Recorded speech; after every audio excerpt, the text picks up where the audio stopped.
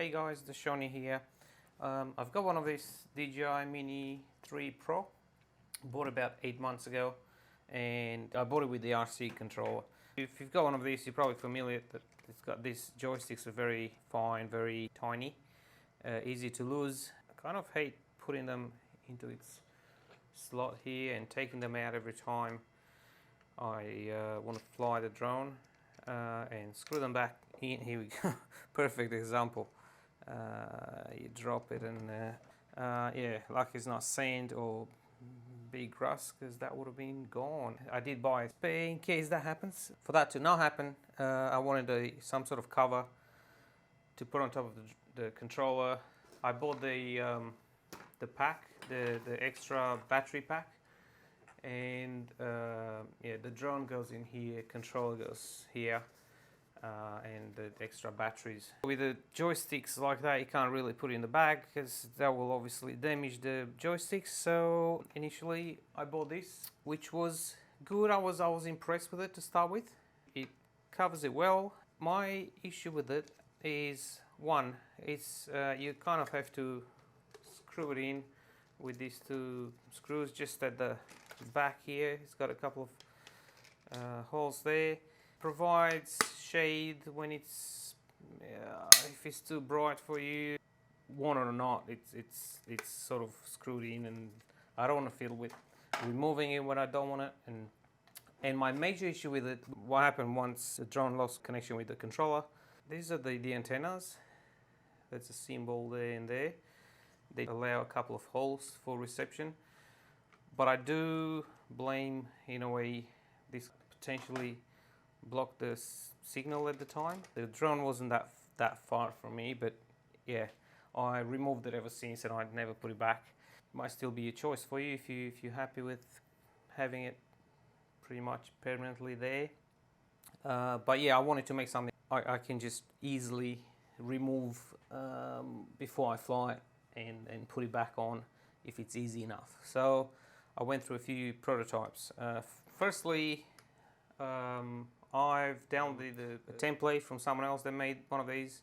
So that goes over the joysticks, and you see this probably on the internet quite a bit. It works mainly if you have a drone case where the controller sits flat on the inside the case, and with that on top, and then you close the case with a padding and it pushes it down, so there's no movement against the joysticks and the controller as you move around.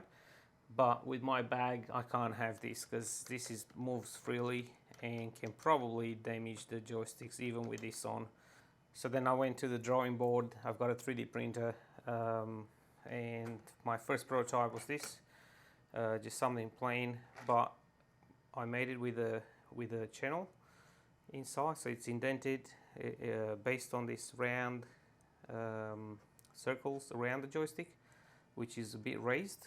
So the idea was that will go around the outside of the circles, and it will give a bit more protection than just sitting on top of it.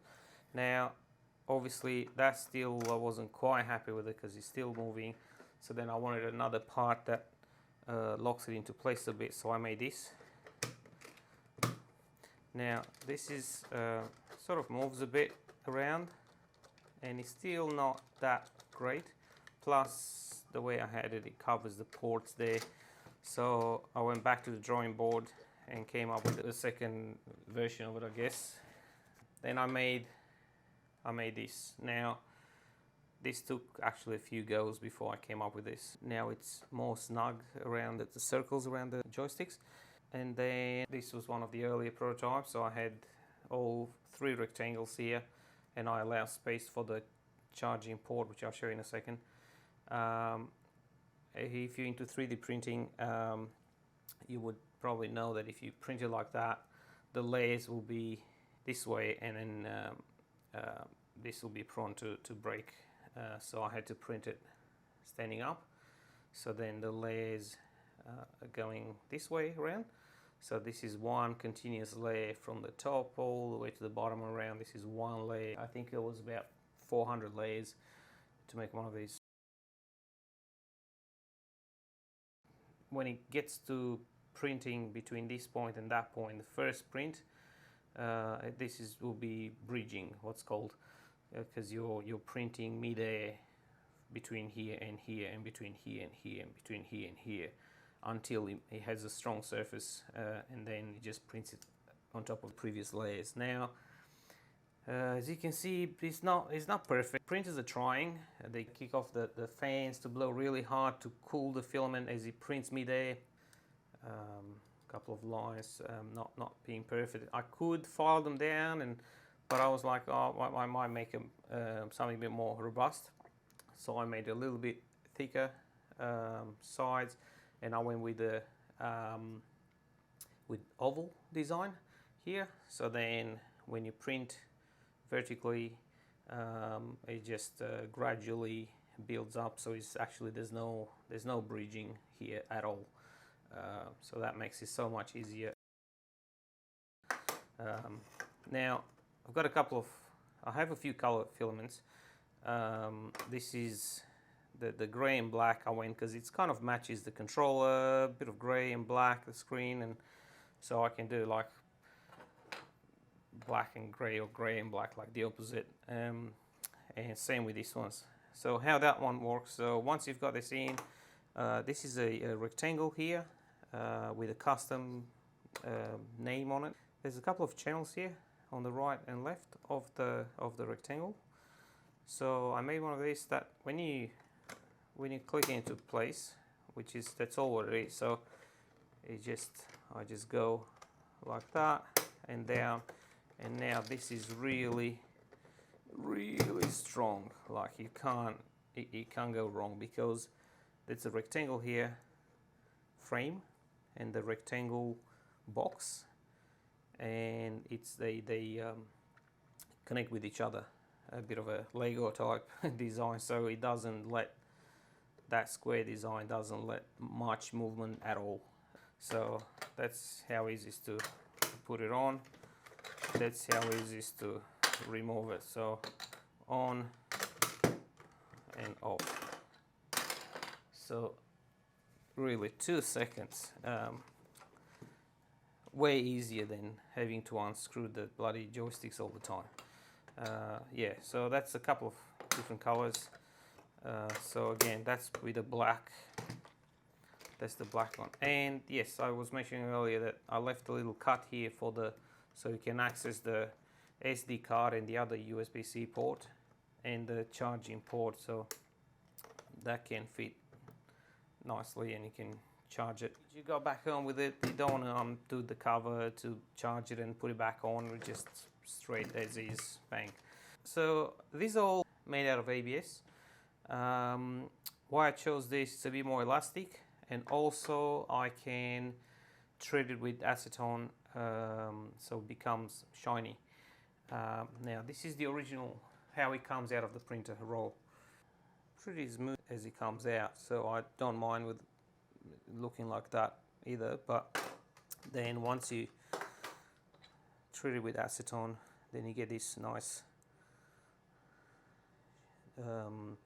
shiny, it looks like it's painted but it's not really. In terms of colors, so I've got the black with grey, that's this one here. I've got a yellow, like a little bit transparent yellow, orange they call it, transparent orange. This color, I guess, yeah, brown. Yep, like almost wood color. Have a glow in the dark one, which I'll turn the light off. Yeah, I can print it in this color, I guess, or could be just the name on it. Also, I've ordered 2 other colors, a white and also a it's like they call it light blue. I'm gonna put all the details and colors and everything on my website. I'll put a link down in the description. I can make this obviously for other people as well. I worked out a price, what it costs for me to print it, the electricity, the printer itself, usage and the material and all up. It's a very, very fair price, I believe, which again is going to be listed on my website. Now it's probably mostly aimed for Aussie guys, just because that's where I am, and the postage will be affordable, but I'm not sure how much will be to send this overseas and if it's even worth it by then. But anyways, I just wanted to share what was up to this weekend.